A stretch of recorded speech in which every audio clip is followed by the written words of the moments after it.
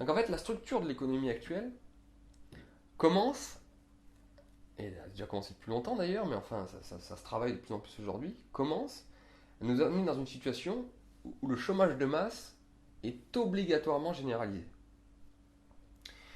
Et donc face à ça, les capitalistes, qui ont besoin quand même de la société de consommation, peuvent se dire à un moment donné, pour notre propre survie, pour ne pas qu'un jour ces chômeurs totalement frustrés nous coupent la tête, finissent par vraiment faire la révolution, il va falloir les maintenir dans un système d'assistanat. Et donc en fait, pour des raisons philosophiques, enfin pas philosophiques, excusez-moi, historiques et civilisationnelles, et des raisons économiques, on peut en arriver au point où le salaire universel soit la solution. Puisqu'en fait, on donnera à manger, du coup, on donnera un salaire 1000 euros, 1200, 1500 euros à chacun. On maintiendra donc le peuple dans un état de léthargie et d'assistanat qui continuera à consommer. Et donc là, c'est le pain dont je te parle. Le salaire universel est donc l'équivalent du pain pour le peuple. Et il y a les jeux. Donc ça, c'est la théorie de Brzezinski, tu sais, le grand penseur américain qui a été conseiller de tous les derniers présidents, des présidents américains, qui a développé le concept de tititainment. Très important à connaître, le tititainment. Qu'est-ce que c'est que le tititainment? C'est titi, c'est les seins, et le tainment, c'est les jeux. On donne au peuple. Donc lui, il a analysé ça déjà dans les années 90.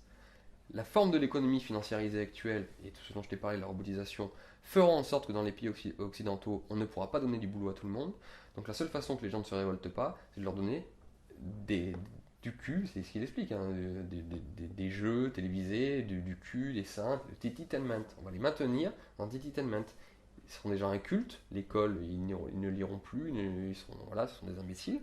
Il y aura l'élite qui sera là, qui elle sera encore à éduquer leurs enfants, à lire, à faire de la musique, à pratiquer les arts et à bénéficier comme tel des rentiers de cette économie globalisée et mondialisée.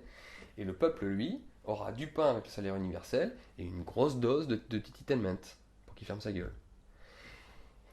Et en fait, ce scénario-là que nous vivons a déjà été vécu 2000 ans auparavant, enfin 1500 ans auparavant, Et là, avec aujourd'hui, la fin de l'Empire romain. à la place des esclaves, il y a les robots et les petites mains du tiers-monde. Exactement.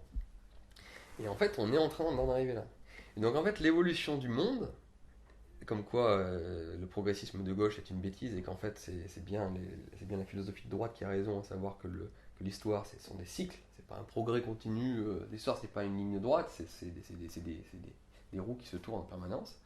Et en fait on retrouve la Rome de la décadence jusqu'à nos fonctionnements économiques et jusqu'à nos besoins économiques et sociaux. Et donc en fait cette pensée du revenu universel, je suis sûr que ceux qui y pensent et ceux qui sont en train de travailler pour n'ont pas conscience de ce que je raconte. Et sans le savoir, ils sont en train de refaire ce principe-là de la Rome décadente d'un peuple qui ne travaille pas et à qui il faut simplement donner du pain et des jeux.